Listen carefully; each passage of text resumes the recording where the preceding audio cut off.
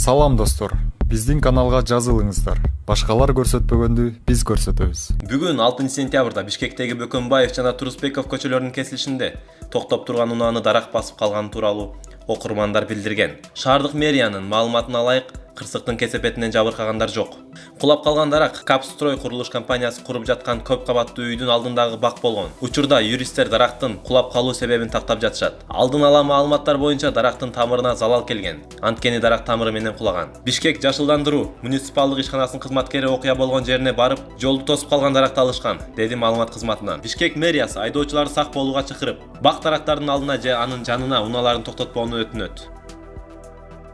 Бишкекте 22 жаштагы кыз жоголду. Туугандары аны ала качып кетиши мүмкүн деп божомолдошууда. Бул тууралуу Бишкек ШИИБинин басма сөз кызматы билдирди.